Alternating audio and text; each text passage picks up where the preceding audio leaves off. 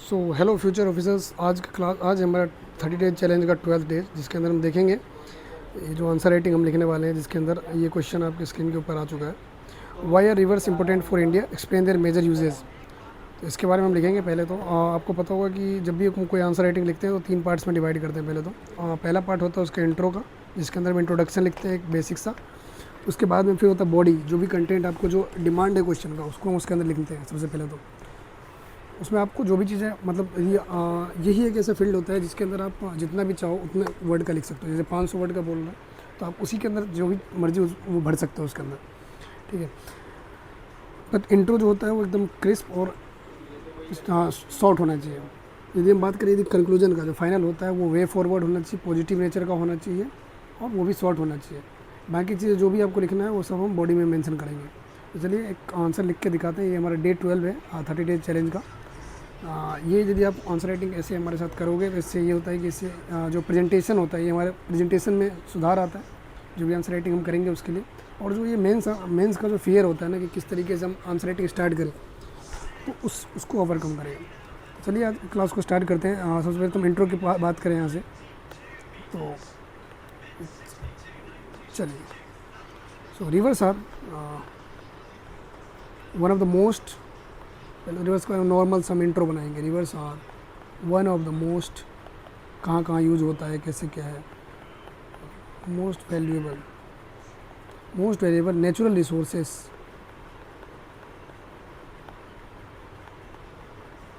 Of India. कोई doubt है?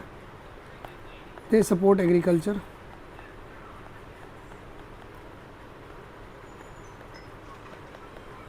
they support agriculture, industries and human life. Industries and human life, making them essential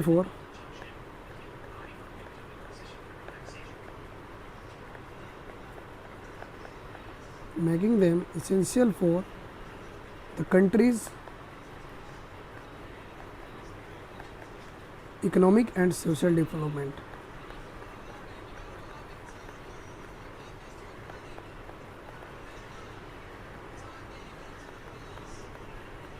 देखो, 1 से 2 line का हमारा ये इंट्रोडक्शन है, जिसके अंदर हमने लगभग सारी चीज़ें मेंशन कर दी है जो क्वेश्चन का डिमांड है। इसके अलावा अब हम बॉडी वाले पार्ट में चलेंगे। इसके अंदर हम सारी चीज़ें लिखेंगे कि इसका कहाँ यूज़ होता है, इसका क्या यूजेज हैं और ये हमारे लिए इंपॉर्टेंट क्यों है, ये सारी चीज़ें मेंशन करेंगे। तो स्टार्ट करते हैं। सो reverse provide water for drinking purpose के लिए, इरिगेशन के लिए भी यूज़ होता है ना, इरिगेशन एंड इंडस्ट्रीज़। यहाँ तक तो किसी को कोई डाउट नहीं होगा। इसके अलावा हम यहाँ पे और मेंशन करते हैं, they help farmers grow crops and ensure food security ठीक है। इसके अलावा हम हाइड्रो इलेक्ट्रिक, मतलब इलेक्ट्रिकल कंसर्न, जो एनर्जी के यहाँ पे यदि हम बात करें तो reverse generate hydro electric power,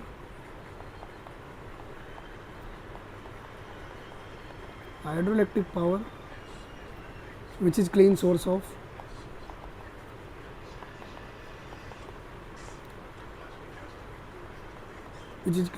of energy. They support fisheries,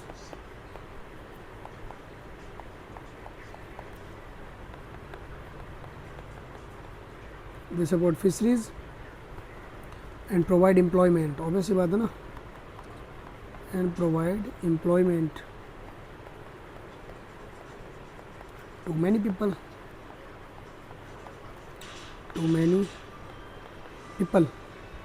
Rivers also serve as inland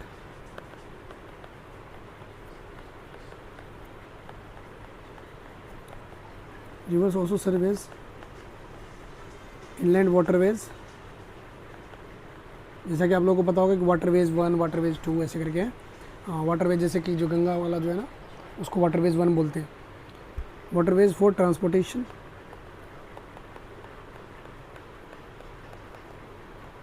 वो transportation and trade. Okay, in addition they maintain biodiversity, they maintain biodiversity by supporting forest,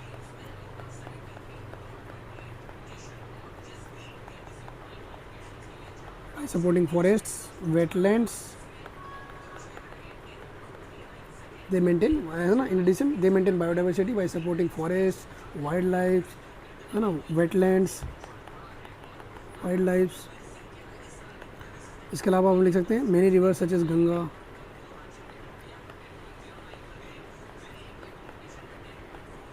such as Ganga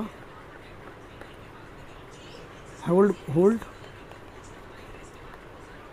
great cultural and religious importance, cultural and religious importance in India।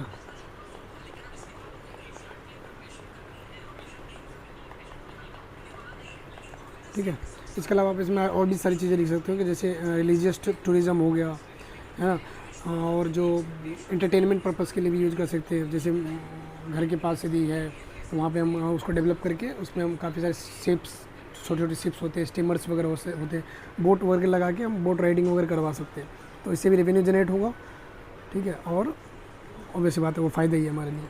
ठीक है, तो अब हम conclusion की बात करें। Conclusion मैंने पहले बताया, पॉजिटिव होना चाहिए, वे फॉरवर्ड होना चाहिए और एकदम छोटा होना चाहिए। सो देयरफॉर हम सारी चीज़ों को वाइंड अप करेंगे, जो जो हमने लिखा है ना उस सबको वाइंड अप करेंगे इधर। Rivers are the lifeline of India, lifeline of India, their conservation,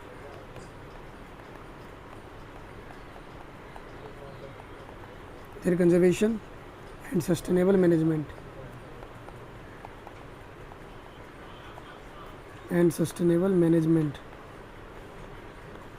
their conservation and sustainable management are essential for ensuring water security,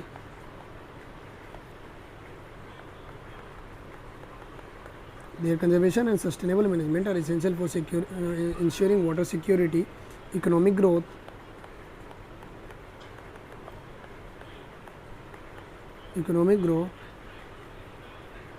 and environmental protection।